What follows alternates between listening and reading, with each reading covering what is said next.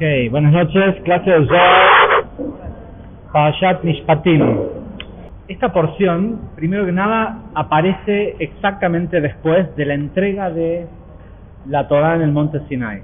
¿Sí? Después de la revelación de Har Sinai, aparece esta porción y sabemos que cronológicamente no corresponde a esta línea de eventos que veníamos viendo desde la salida de Egipto y demás. De hecho, este tema de que empiece a hablar de distintos preceptos es raro, porque se supone que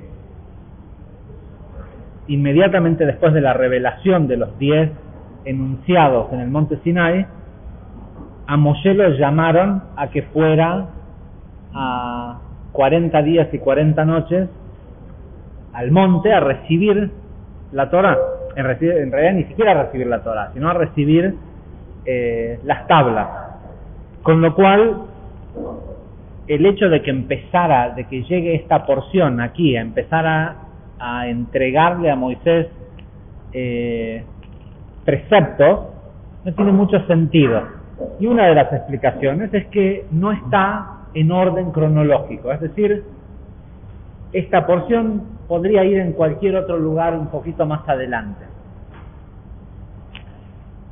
De hecho, el orden cronológico es, dentro de 2 semanas vamos a tener la porción en donde va a aparecer el becerro de oro, ¿sí? Pero bueno, esta porción no corresponde a este lugar. Sin embargo, nosotros sabemos que esta porción es parte de este periodo que conocemos como Shovadim, ¿sí? Con lo cual, si bien cronológicamente no tiene que ver con la historia, tiene que ver con el tiempo en sí, ¿sí? Esta idea de empezar el libro de Shemot con los nombres, las almas que descienden al cuerpo y todo lo que aprendemos en el curso 1 de Kabbalah en Ser y Vivir Libres. El comienzo de la vida, que es el no reconocer a Yosef, a Zeirampino, a los mundos superiores, por lo menos por los primeros 13 años para los varones, 12 años para las nenas. Estar prisioneros en Egipto, ¿sí? Y salir, ¿sí? Que nos saquen de Egipto, y el tener que ganarnos la salida de Egipto.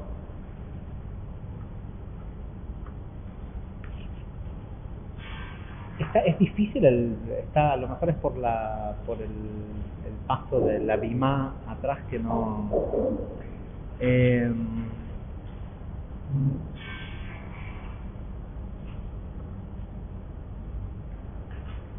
y eventualmente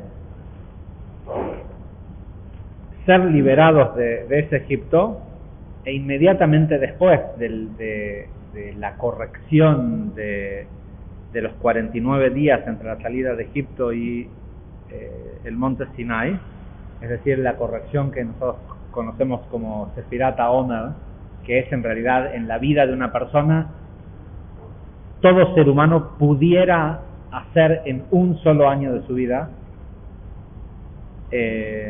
la corrección de Sefirat HaOmer, es decir, corregir los 49 aspectos de control que la emoción tiene sobre él, y en el final de eso llegar a la 50ª puerta de Binah y recibir Etz HaChaim, la Torah, que no es recibir un montón de leyes, es recibir la inmortalidad, ¿sí? Lo que significaba el monte Sinai, es decir, el acceso al mundo eterno estando acá.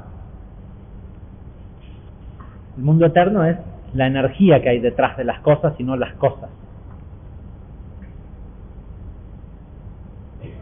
Por ende, en ese proceso de estas 8 semanas de Shovadim, tiene que terminar con esta porción Mishpatim, que si uno no lo entiende desde la explicación cabalística,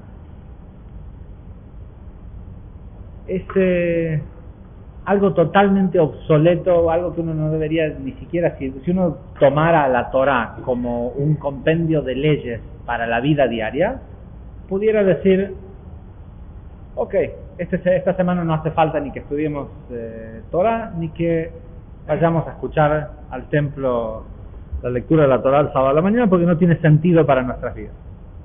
¿Por qué? Porque ¿de qué trata esta porción? Esclavos hebreos.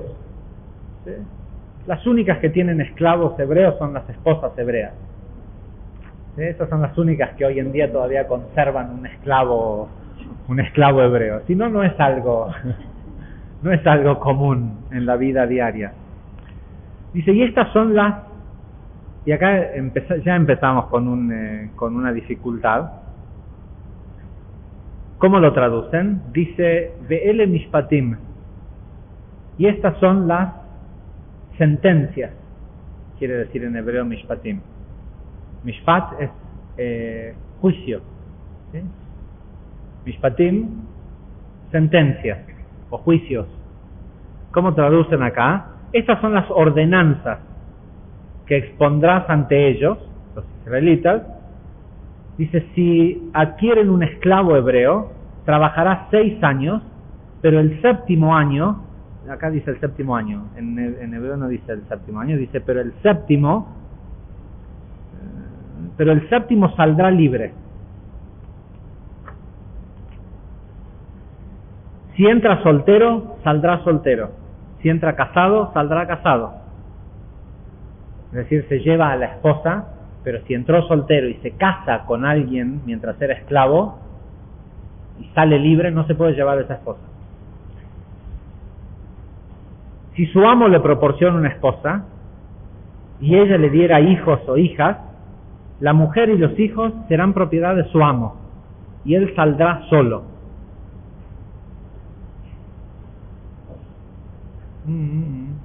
A menos que él dijese, yo quiero a mi amo. Yo quiero a mi amo y a mi esposa y a mis hijos y renuncio a mi libertad. Dice, entonces su amo lo llevará ante los jueces, lo arrimará a la puerta, lo colocará contra el marco de la puerta, y su amo le atravesará la oreja, le hace un piercing, ¿sí?, con un punzón, y ahí se convertirá en esclavo por siempre, hasta el año del jubileo. ¿Sí? Cada 50 años había un año de júbilo donde todos salían libres, porque había una redistribución de tierras. Como todo, de la única forma, supuestamente, según estas leyes, que alguien podía terminar siendo un esclavo hebreo, como todos habían recibido o recibirían al entrar a Israel tierra por herencia por sus tribus, cada 50 años se redistribuía toda la tierra y todos volvían a tener lo mismo. ¿Cómo se hacía alguien esclavo? Si se endeudaba, si hacía malos negocios y lo que sea, y perdía lo que había recibido por herencia. No lo podía perder por más de 50 años. Cada vez que llegaba el año Yobel, el año de júbilo, se tocaba un shofar, ¿sí?, que tenía que ser un shofar de, ¿cómo se dice? Ox, buey, un shofar de buey y no de antílope, y se tocaba durante todo un día ese shofar que anunciaba el Yobel, y era un año de nadie trabajaba, era un año de fiesta. ¿Okay? Y después hay otra sección, aún más controversial, que habla de las esclavas y determina 3 tipos de esclavas: si una esclava es una esclava hebrea, si no es una esclava hebrea, si es una hija de un rey. La sección de la esclava mujer lo explicamos en la clase de Zohar del año pasado, así que no lo vamos a explicar ahora. pero pueden pedir el audio del año pasado.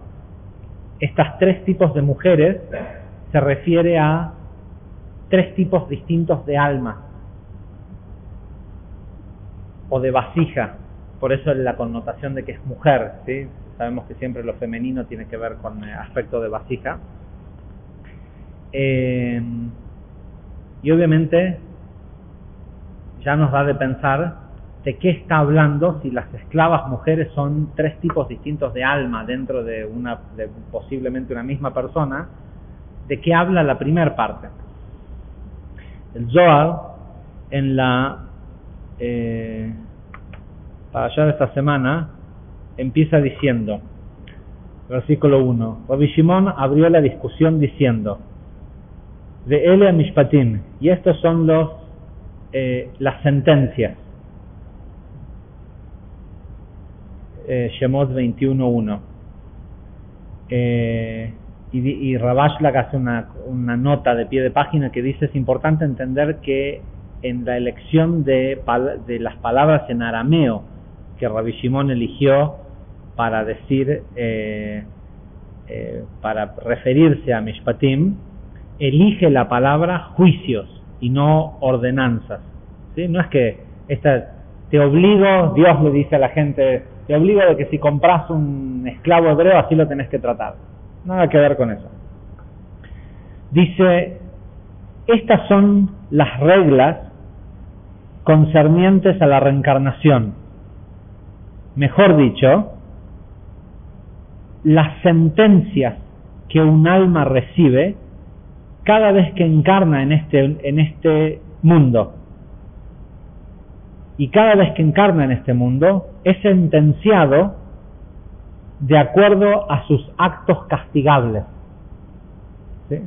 Según lo que hizo en la vida pasada, le tocan esos padres. Según lo que hizo en una vida pasada, le toca ese país para nacer, ¿sí? Le toca esa ciudad y ese signo del zodíaco. Son juicios, son sentencias, ¿sí? Nadie se la lleva gratis. No hay free lunch en este universo.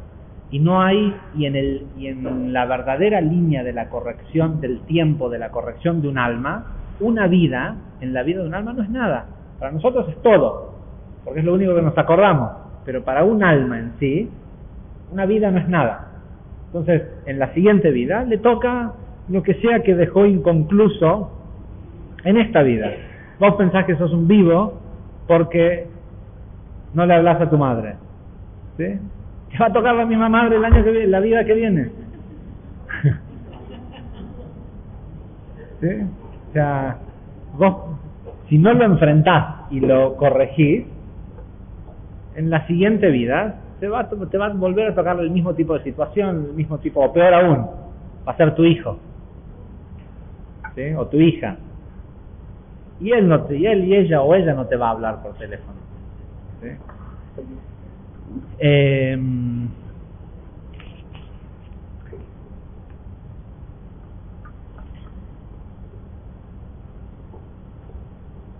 Dice,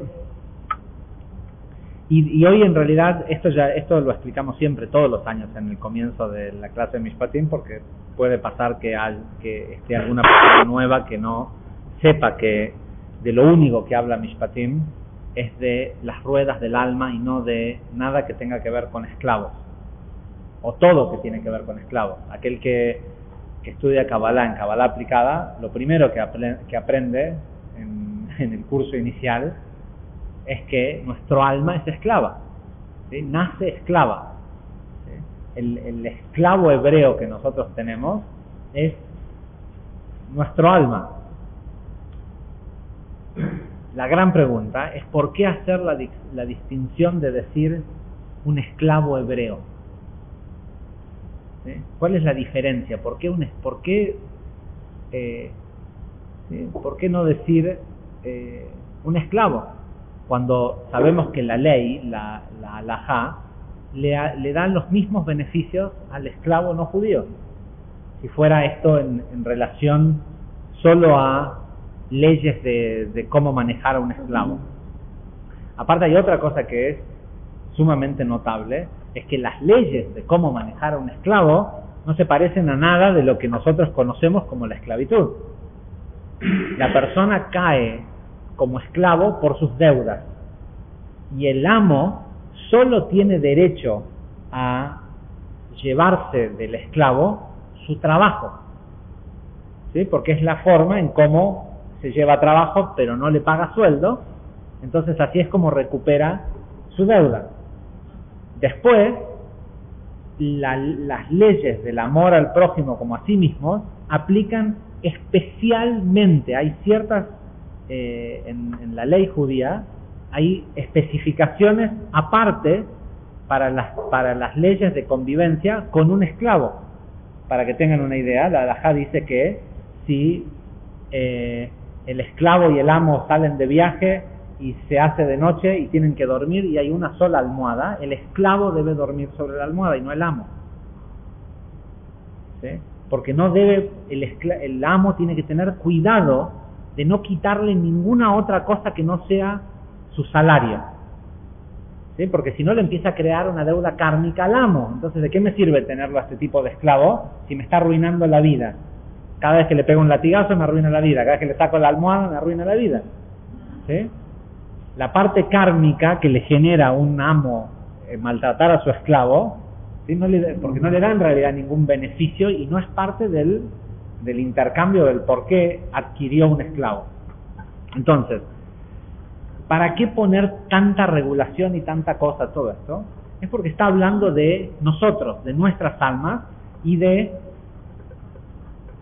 este mismo tipo de preferencia que se le da al esclavo.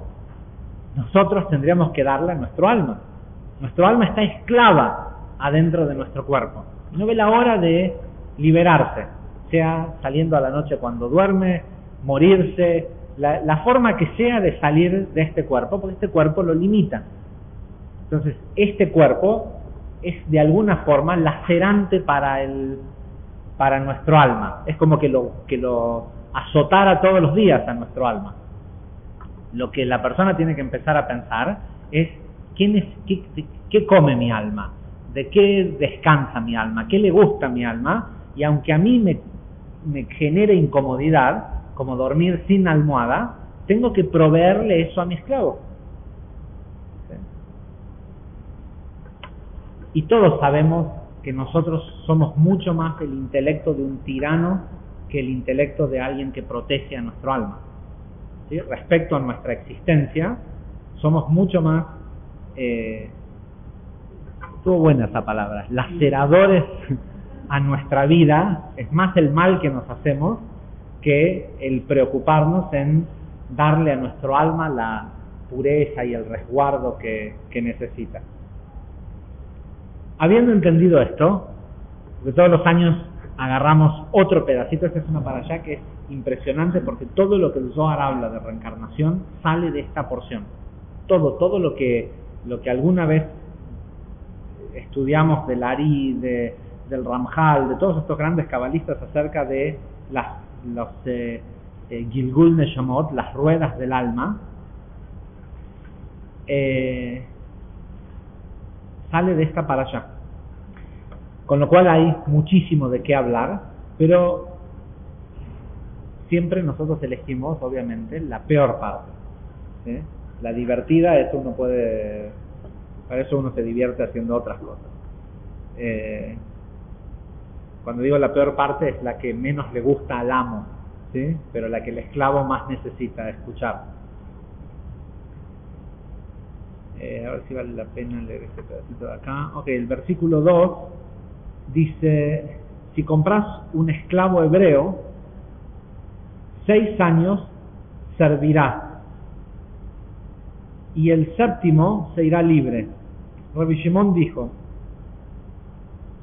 amigos, ha llegado el momento de revelar grandes misterios ocultos concernientes a la reencarnación. Si compras un esclavo servirá 6 años, 6 años deberá servir, queriendo decir el alma sufre el requisito de reencarnar, sea por sus pecados o por algo que no terminó de completar en las acciones positivas que podía hacer en una vida, y es forzado a tener que regresar a este mundo y a ser sometido a un cuerpo, o una y otra vez hasta que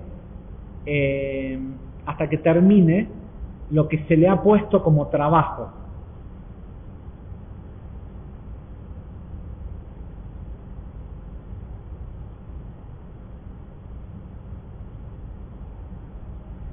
Dice, y si este alma proviene de Metatrón, Metatrón es el ángel regente de todos los humanos, menos de un tipo de alma.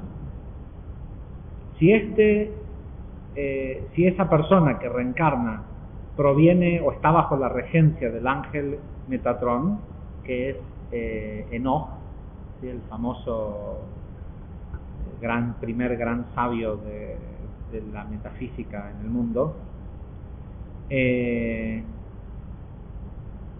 decir, que proviene del mundo de Briá, que está hecho de 6 niveles, los cuales son Gesed, Geburah, Tiferet, Netzach, Hod y Yesod. Está escrito 6 años servirá, es decir, tiene que reencarnar hasta 6 veces para corregir cada uno de estos 6 niveles en un determinado aspecto. De hecho puede terminar todo su corrección, pero si solo se ocupara de un nivel o de un tema en su vida, para ese tema tiene 6 niveles que corregir, ¿sí? De cada uno de las cosas que nosotros venimos a corregir en este mundo, tenemos que corregir nuestro aspecto de dar. Si tu corrección es la relación con tus padres, tenés que corregir el aspecto de Gesed, de tu aspecto de dar, pero también tenés que corregir el aspecto de restricción y de Geburah y de recibir. También tenés que corregir el aspecto de Tiferet y de Netzach, ¿sí? No es le hablé a mi mamá, a mi papá, o le pedí perdón y es suficiente. Todo está hecho de por lo menos las 6 emociones primordiales, ¿sí? El deseo, el altruismo, el deseo de dar, el egoísmo, la restricción, el deseo de recibir, nuestra percepción de belleza o el equilibrio, la perseverancia o la falta de, ¿sí? La desidia, la humildad, la conectividad, ¿sí? Todos los 6 aspectos primordiales de la emoción tienen que ser corregidos respecto a eso que te tormenta en tu vida para que se acabe, es decir, para que no tengas que volver a tener ese tipo de padres o ese tipo de pareja o ese tipo de hijos o lo que sea.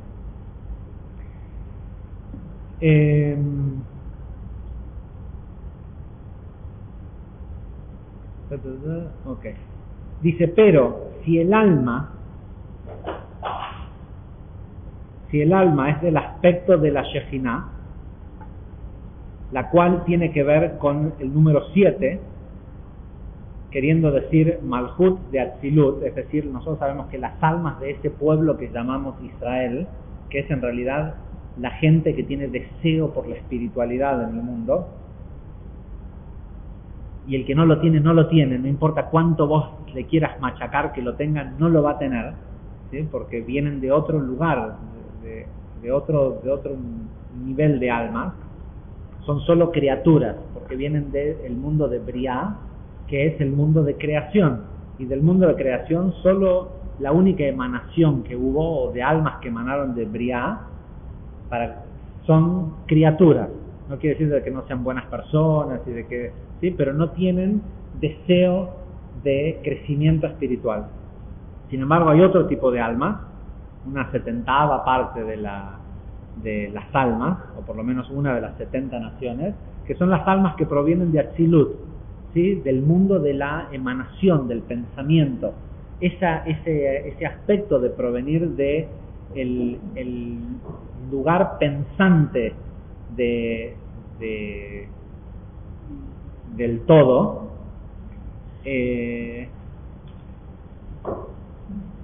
los hace que estén conectados, dice y de hecho, para los que escuchen la clase del año pasado, ese nivel de alma son el nivel de alma a los que se refiere si es la hija de un rey. ¿Sí? Hay toda una serie de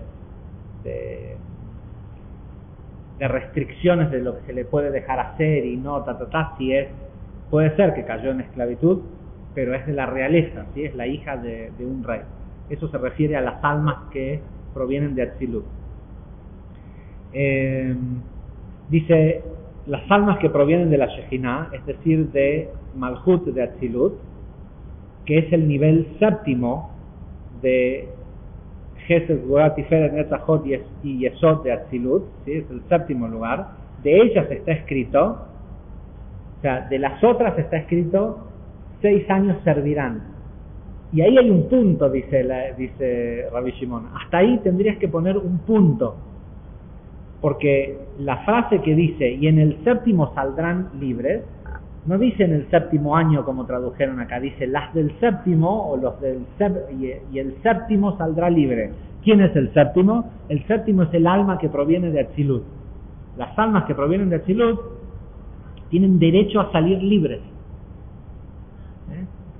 Tienen derecho pueden decidir dejar de ser esclavos. ¿Sí? Es una cuestión de pensamiento, no una cuestión de la situación de vida en la que están. De ellas, dice, está escrito, y en el séptimo saldrán libres, puesto que no hay trabajo permitido para los justos, es decir, para los que vienen de Malhut de Atzilut, en el séptimo nivel, puesto que el séptimo nivel es Shabbat, y ellos tienen prohibido trabajar en Shabbat.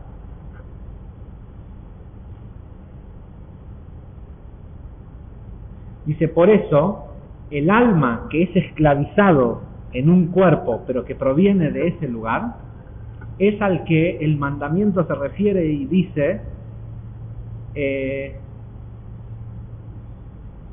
y el séptimo día no trabajarán ni el cuarto mandamiento de los 10 mandamientos que leímos la semana pasada, dice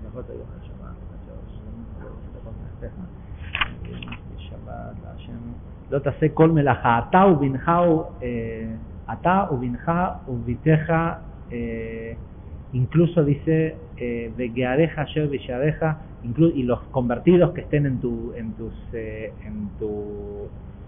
ciudad, en tus puertas, dice no trabajará no trabajarás vos, ni trabajará tu hijo, ni tu hija, ni tu sirviente, ni tu sirvienta, ni los extranjeros que estén en tu casa, ni tu burro, ni los animales, ni esto ni lo otro. ¿Qué quiere decir eso? Un alma que viene de Atzilut no está pensado para que venga a este mundo a trabajar, aunque haya encarnado en un burro, en la sirvienta, en el sirviente, en el esclavo, en la hija, en el hijo o en 2 hijos. ¿Sí? Dice Larí, ese cuarto mandamiento que dice y no trabajará ni este ni lo otro, dice, se refiere a que las almas que provienen de Atzilut no tienen la obligación de ser esclavos, aunque hayan nacido en un animal. ¿Sí? Yo tuve tenía una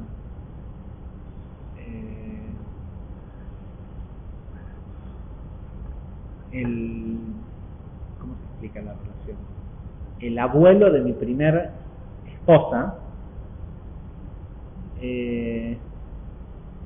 cada vez que venía a la casa de su hijo, le gustaba sentarse a ver televisión en un sillón específico. ¿Sí? Pero a Gingis, la perra labradora de la casa, también le gustaba ese mismo lugar. ¿Sí? Y era una perra estafadora, era una perra muy muy inteligente, que te ponerle, si estaba ocupado el lugar, te decía que tenía ganas de salir al baño, o sea, que quería que le abras la puerta, hacía el mismo gesto que pedía para salir al patio, y en el momento que te parabas a ir a abrir la puerta, se iba corriendo y se sentaba en el sillón, o te pedía comida o lo que sea, ¿sí? Para robarte el lugar del sillón. Y Núñez, este señor, siempre decía, hasta para ser perro hay que tener suerte. Hay perros que están en la calle muertos de hambre, y esta perra le saca el lugar al tipo que paga el alquiler, el que paga la hipoteca de la casa, y gana. ¿Sí?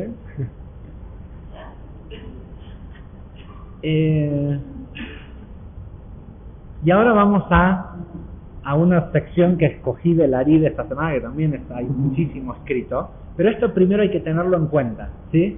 Este tipo de almas, las almas de Atzilut, la gente que tiene este deseo de conectar con... ¿Por qué tiene deseo de conectar con Dios? ¿De dónde viene este deseo de adhesión al Creador? Porque es su Padre, porque lo conocen, porque no surgieron de hecho, el mandamiento que dice no profesarás otros dioses, ¿por qué se lo dieron a este pueblo, al pueblo de Atzilut? Porque los demás sí pueden profesar otros dioses. ¿Quiénes son los otros dioses? Son los ángeles que están debajo de Metatrón, que los conocen, ¿sí? que tienen afinidad con el resto de los pueblos del mundo, ¿sí? Porque provienen de ese lugar. Dice, las almas que vienen de Atzilut les aplica esta ley que dice no pondrás otros dioses ante mí. ¿Sí? Sí existen otros poderes y otras fuerzas, pero no te hace falta, si vos me conoces a mí que soy el rey, ¿sí? Dice el Creador. Dice, vení directamente, ¿qué vas a ir a pedirle a alguien de la corte cuando... Entonces las almas del mundo que tienen deseo de conectar con Dios, que hoy algunos piensan que son católicos, otros que son budistas, lo que sea, que la mayoría de las almas de Atzilut están dispersas por el mundo. De hecho, el Zohar dice que solo Eliyahu Anabí, Elías el profeta, en el momento de la redención final, va a poder decir este es parte de Am Israel o no, son parte de las almas de Atzilut o no. Hoy nadie puede reconocer quién es. Muchos reconocen quiénes son judíos, pero eso es una religión. Nosotros estamos hablando de lo que está metido adentro de ese cuerpo, ¿sí? Solo Eliyahu Anabí va a poder decir esta persona es de las almas de Atzilut o no. Y esas almas son la hijas.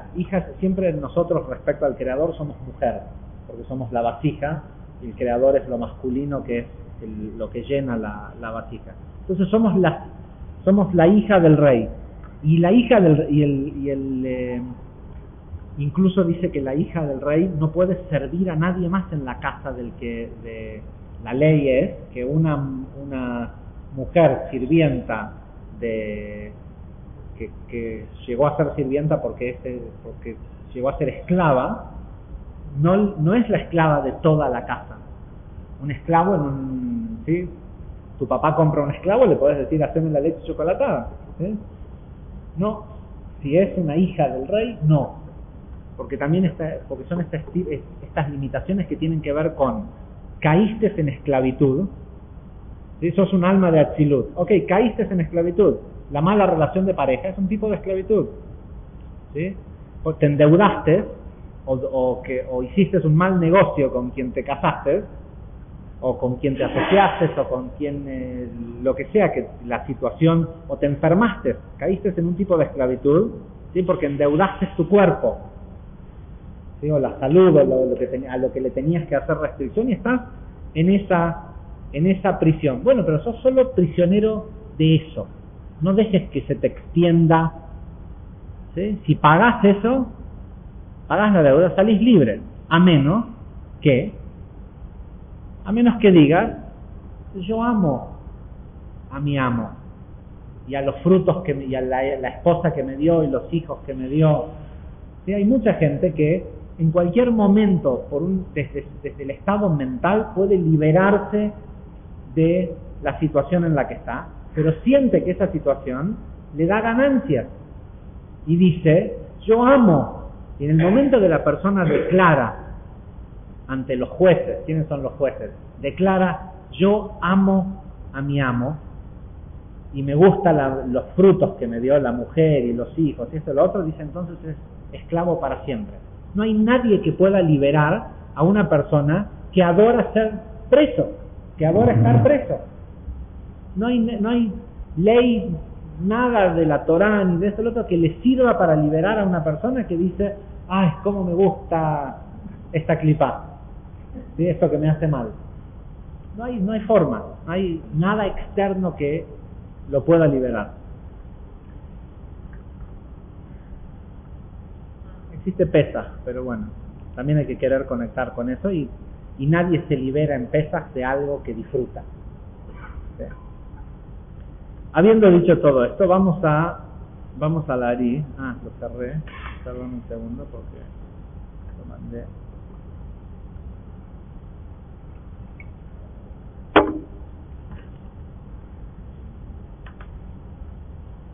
La parashá continúa diciendo, no me voy a quedar en los esclavos porque el año pasado explicamos mucho el tema de los esclavos y el audio está disponible. La parashá continúa hablando sobre la restitución por daños personales. Va de los esclavos a qué pasa si se comete un daño físico a alguien o a algo. Y hay un daño específico que tiene que ver con lastimar a otra persona. Y se divide en 5 tipos de categorías. Un segundo.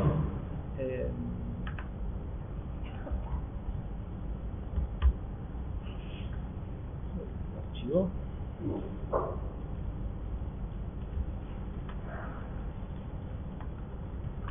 Perdón, lo había dejado abierto y después lo cerré por...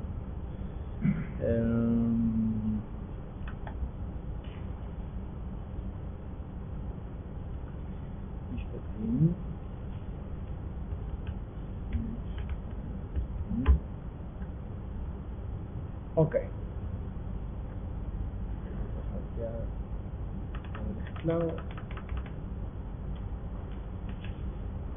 Ok.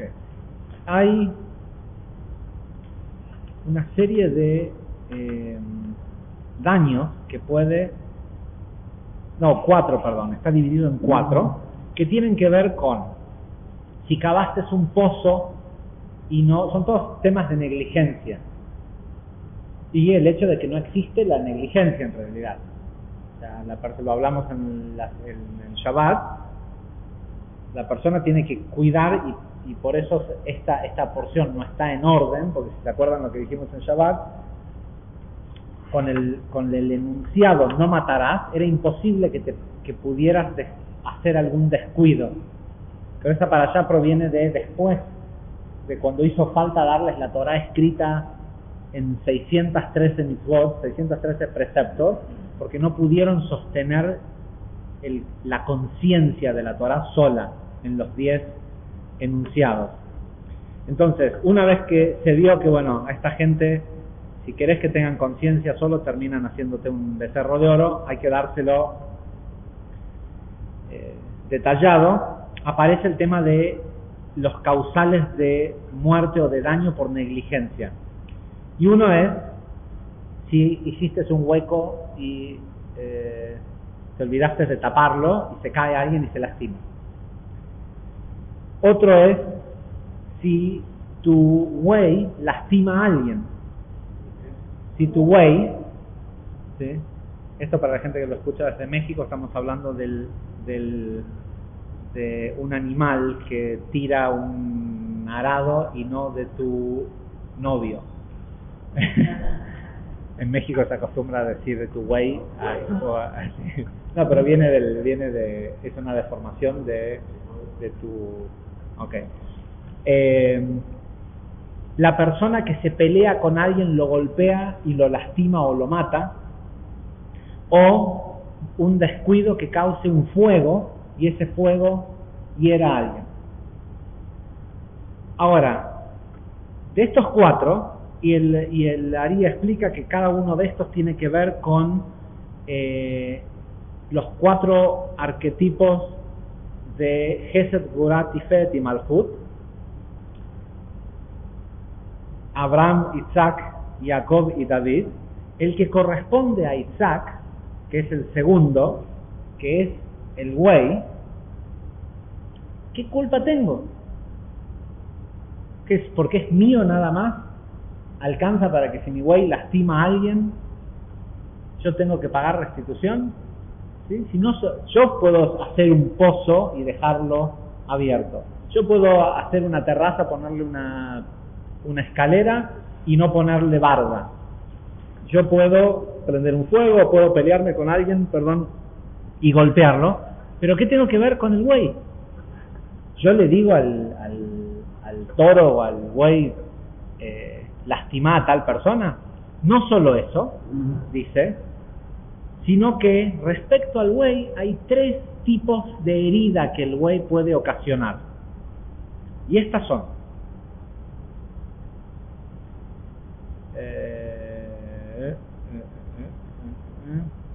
ojo, los otros tipos de negligencia también tienen toda una explicación metafísica impresionante detrás, pero hoy nos vamos a concentrar solo en el güey, porque es el que pareciera ser que tengo menos culpa.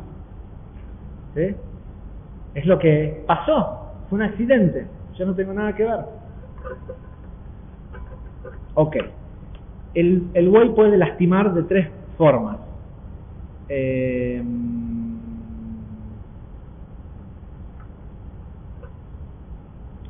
Dice, la herida del güey está subdividida en 3 principios. Uno es el cuerno, ¿sí? Puede lastimar a alguien, ¿cómo se dice? Horn somebody, o sea, cornear a alguien. Otro es el diente, ¿sí? Si muerde a alguien. Y otro es si pisa a alguien, ¿sí? Que pise un toro de 300, 400 kilos. Okay.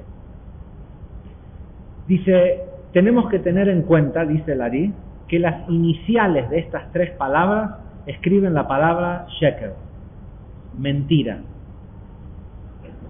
¿Sí?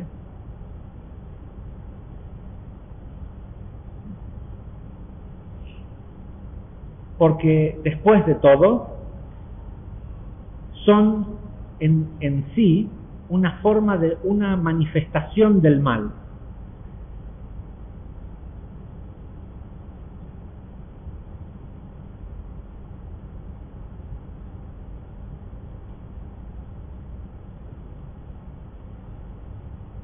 Perdón, que tengo que saber bien cómo traducir esto. Dice, Hod está situada directamente debajo de Geburah, ¿sí? En el árbol de la vida, ¿no? Indicando que en realidad es un nivel inferior de Geburah, un nivel inferior de juicio. Malhut, antes el Ari nos explica que el cuerno, el diente y el pie simbolizan Gvurah, Hod y Malhut. Dice, Malhut, si bien es el canal a donde todas las otras sefirot desembocan, tiene una afinidad especial a Geburah, ¿sí? Al juicio. Primero, ¿sí? Decimos que solo en este mundo hay juicio. ¿Y por qué tiene una una afinidad especial a Geburah, porque como ya lo hemos explicado anteriormente, en realidad está hecha decimos que Malhut tiene a todas las otras Sefirot en sí, porque es el lugar de manifestación. Dice, en realidad está hecha o está construida del aspecto de Geburah de todas las otras Sefirot.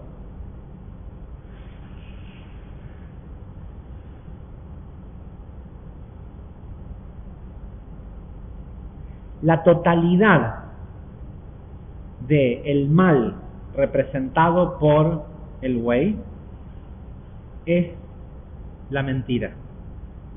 Es mentir.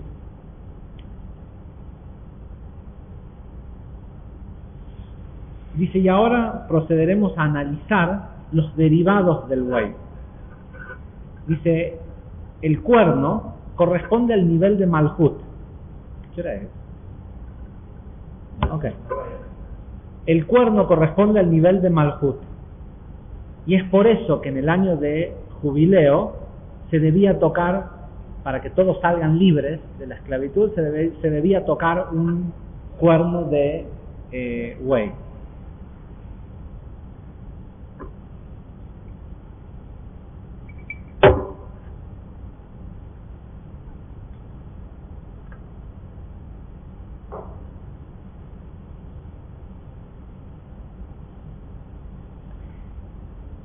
El pie corresponde al nivel de Hod, ¿sí? Vamos subiendo, al nivel de Hod, puesto que sabemos que las piernas, los muslos, es lo que sostiene al árbol de las Sefirot. ¿Sí? En las Sefirot, o en un animal, o en una persona, lo que sea, las piernas son Netzach y Hod. El diente corresponde a Geburah, al estado más severo de juicio. Y este es el misterio del por qué. ¿Qué hice? Y este es el misterio del por qué en la historia de la creación aparece 32 veces el nombre Elohim. Sabemos que el nombre Elohim manifiesta juicio, y en la Torah no dice que Yud-Kei Vav-Kei, que Dios, que Hashem creó esto, lo otro, lo que sea. Toda la creación está exclusivamente hecha por el aspecto de juicio. En la clase anterior alguien preguntó acerca del ego, y la verdad que no es una explicación que es demasiado profunda. O sea, hay que tener primero todos los fundamentos para poder darle que se entienda. La persona decía de que nosotros pintamos al ego como algo malo. El ego es el único mal. Es el único mal. La persona decía, no, pero a veces uno puede ser egoísta para estar bien, para después poder dar. Entonces dejó de ser egoísmo. El egoísmo en sí, ya si estás pensando, no es las acciones que haces, es lo que pensás, es el por qué lo haces. Entonces, ¿por qué decimos esto? Porque la creación de este mundo es algo malo, fue un juicio. ¿Sí? Esta existencia es producto de la creación de la individualización, y solo se podía hacer desde el aspecto del nombre Elohim, desde un aspecto de juicio.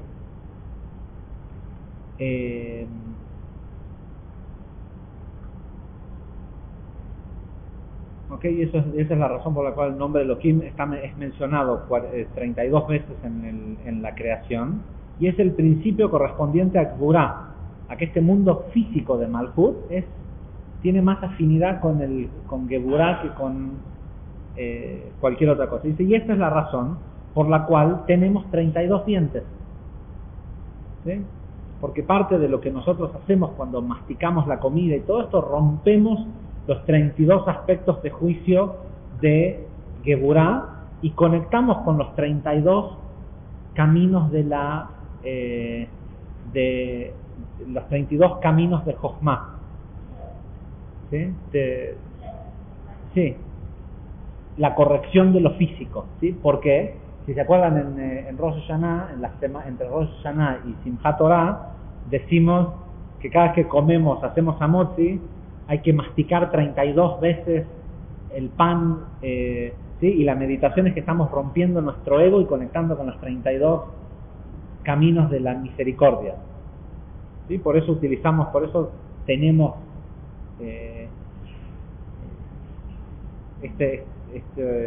¿cómo se dice? Inherited. Salimos con, o sea, estamos hechos para tener 32 dientes.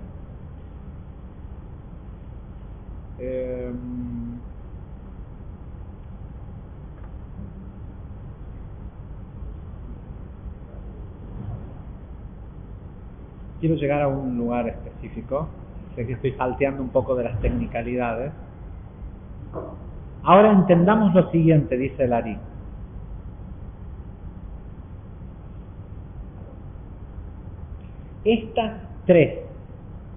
Estos tres niveles inferiores del mal, esta subcategoría, el diente, el pie y el cuerno, que están relacionados a mentir, tienen la capacidad de generar defectos en la santidad de la creación, en las chispas sagradas que hay en Malhut de Atzilut. Nosotros, Malhut, cuando nosotros decimos la emanación, si tuviste una idea genial, esa idea genial, para que nosotros la podamos ver en los ojos de nuestra mente, en el estado al que tiene que llegar, esa Malhut de Atzilut, ¿sí? La chispa divina, Dios o lo que sea, es Zeirampin de Atzilut, y cuando se manifiesta en esa imagen que vos ves del negocio, de la persona que distinguiste de golpe de un día para el otro, que es tu alma gemela, lo que sea que es la solución, ese flash de luz que tiene imagen, pero que no existe, que vos nunca lo viste en un lugar físico, sino que es porque la luz bajó al nivel de Atzilut, de Malhut de Atzilut. Ojo, solo las almas que conocen Atzilut lo pueden ver, ¿sí?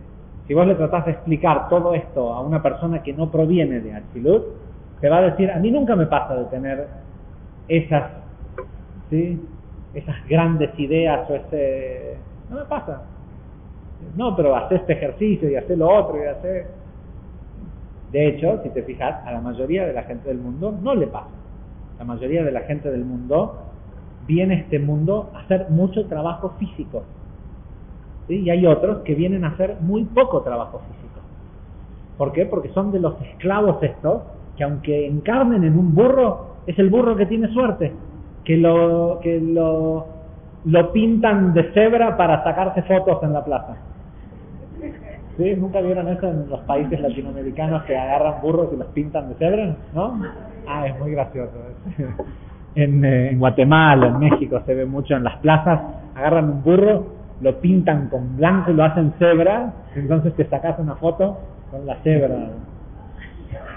Pero de alguna forma, sí, es un burro que en lugar de tener que estar cargando y trabajando, todo eso nace, ¿sí? Y aquel que ha visto alguna vez un burro subir el camino del Inca en Perú sabe la diferencia entre un burro afortunado y un burro desafortunado. Parece que agarran a la mitad de Perú y la ponen arriba de un burro, y el burro va y va y va.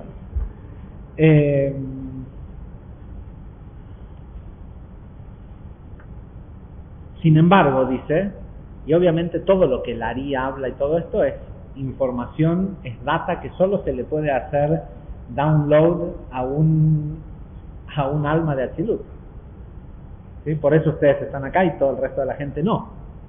¿Se entiende? O sea, lo que el Ari puede explicar de cómo funcionan las almas y esta información que puede acercar, no le sirve a todo el mundo que nace en este planeta. Le sirve a aquellos que pueden bajar el archivo, o sea, que pueden entender esto. El que lo recibe, o el que tiene deseo de estar y recibirlo, porque seguramente tiene un alma de las que están formateadas para poder bajar este tipo de datos. Y lo que nos dice es, si sos un tipo de ese alma que puede ver cómo es Malhut de Atzilut, es decir, que de vez en cuando te pasa que tenés una gran idea de hacer tal cosa o tal otra, y es muy interesante ver, hay que prestarle atención a los niños, sobre todo los nuevos niños que están viniendo al mundo, las ideas, las cosas que se imaginan, las cosas que ven, incluso yo tengo bueno, todos lo conocen a Mushi, la verdad tiene ideas de negocios, de ideas de cosas que son brillantes, lo brillante que vos decís, ¿cómo puede ser que tal empresa que se dedica a eso no se le puede ocurrir y a él se le ocurre? Si tenés ese acceso, tenés que saber que la salida fácil de mentir arruina la visión. ¿Sí? ¿Por qué mentimos? Porque mentir te hace, o la excusa o lo que sea, te hace posponer enfrentar lo que tenés que enfrentar. Sí, ya te lo mandé. No, me olvidé. ¿Sabes qué? Me olvidé. ¿Sí? Ya el cheque está en el correo. No, ¿sabes qué? No te puedo pagar. No te estoy pudiendo pagar. ¿Sí? ¿O acaso porque digas está en el correo va a aparecer ahí y va... ¿Sí? Pero la mentira fácil, ¿sí?, va arruinando la capacidad de la excusa, ¿sí?, va arruinando la capacidad de ver, ¿sí?, de la imagen de Atzilut, va desconectando, va arruinando la conexión entre el padre y entre el rey y la hija. Dice, y entendamos por qué. Dice, el mundo de Atzilut es alegóricamente relacionado al dominio de lo privado, porque cuando vos tenés esa imagen de Atzilut, nadie más la ve, solo vos la ves. Entonces tiene que ver con dos cosas, dice esto. Dice, el nivel de Atzilut tiene que ver con el nivel de lo privado, puesto que la conciencia de Atzilut, siendo que la conciencia de Atzilut es la creación que solo le pertenece a su dueño, en este caso la de todo este universo, a Dios, ¿sí? Pero en el caso de lo que cada uno de nosotros podemos ver en Malhut de Atzilut, solo vos sos el dueño, nadie más lo está viendo, ¿sí? Si vos no vas a actuar y no vas a tomar la responsabilidad de materializarlo y el mundo lo necesita, le va a mostrar la imagen a otra persona, ¿sí? Pero tiene un solo dueño a la vez. Por eso nunca tenés que tener miedo pero me tengo que apurar porque otro me va a ganar. No, te tenés que apurar porque el mundo lo necesita, no porque alguien está compitiendo con vos. Si vos lo viste, sos el único que lo vio. Entonces no tengas miedo a la competencia, a menos que seas un competidor. Si sos un creador, nunca le tengas miedo a la competencia. Si sos un competidor, tenés que aguantarte las reglas del juego, ¿sí?, del qué está haciendo el otro y veo cómo le gano.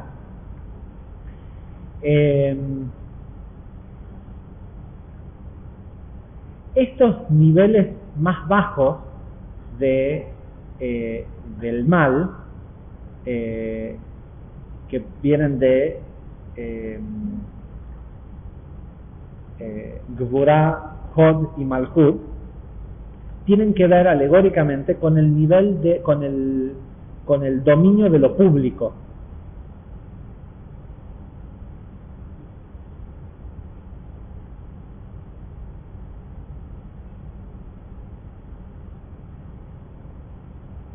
Ok, dice, ¿por qué?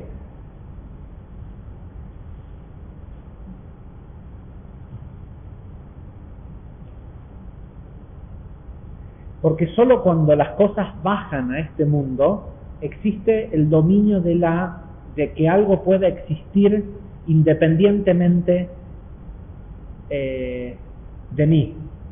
Es decir, cuando está en Atzilut, en la imagen, solo yo lo puedo ver. Que exista depende de cuántas veces yo quiera ir a mirarlo. Es privado, es mío nada más. Ahora, en el momento que yo hago algo físico en este mundo, ¿sí?, sigue existiendo aunque yo no lo mire, aunque yo no lo... ¿sí?, se manifestó, entonces deja de ser solo mío, es de todo aquel que puede tener alcance. De hecho, querés, si fuera un negocio, un producto, lo que sea, lo que más querés es que todos tengan alcance, ¿sí? Parte de la materialización de una idea es lograr al llegar a Yesod, a que todos tengan alcance. Cuanto más alcance todos tengan, más beneficio voy a tener yo por haber sido el único dueño de la idea, ¿sí? Hacer mentir en el plano de lo físico afecta la capacidad de ver hacia arriba. ¿Por qué? Por algo muy simple. Si vos realmente sos dueño de eso, vos pones las reglas. Ahora, si vos encima sos tan tonto de que pones reglas que no podés cumplir, es un tema tuyo, ¿sí? Entonces, si mentís al respecto, es decir, pedís prestada luz, mentir es pedir prestada luz y después salir a ver cómo la pagás. ¿Por qué? Porque cuando mentís, sentís la satisfacción de que ya no me molestan. Bueno, si le hubieras entregado el producto también ya no te molestaría, ¿sí? Te estás endeudando, y cuando te estás endeudando te estás haciendo esclavo, ¿sí? ¿En qué se manifiesta la esclavitud? En un problema en ese negocio o en esa relación de pareja o en lo que sea que ahora te esclaviza a un caos, ¿sí? Entonces, todo el mal uso de la palabra, la mentira o todo esto, es herir a otro, ¿sí?, que pareciera que es por descuido. Después se entiende, tu negocio es el güey, que vos no hiciste nada, pero fue y pisó a alguien. ¿Cómo que no hiciste nada? Claro que hiciste algo. El güey va y pisa a alguien, o el negocio sale mal, o tu mujer se enoja, o tal y tal cosa pasa, por las mentiras, ¿sí? Porque te endeudás sacando luz prestada, en lugar de ir y entregar producto o la promesa o lo que sea, ¿sí? Cuando vos entregás un trabajo, sentís luz, ¿sí? Se siente la satisfacción de haber entregado, más allá que después tenés que ver si tenés la satisfacción de que te paguen, pero el que vos hayas cumplido es una revelación de luz. Cuando vos no estás pudiendo cumplir y mentís, lo haces solo para sentir un poquito de la revelación de luz o para no enfrentar la consecuencia, ¿sí? En definitiva, estás sacando luz que no te ganaste. Estás generando una deuda. Estás haciendo torpe al güey, ¿sí? Y si el güey es tu empresa o es una relación de pareja o lo que sea, mañana ghost somebody, o sea, ¿cómo se llama? Cornea a alguien o pisa a alguien, ¿no? Y tenés que pagar restitución. Sí, pero yo no tuve nada que ver. No, sí tuviste todo que ver, ¿sí? El güey, que es lo que pareciera que vos no...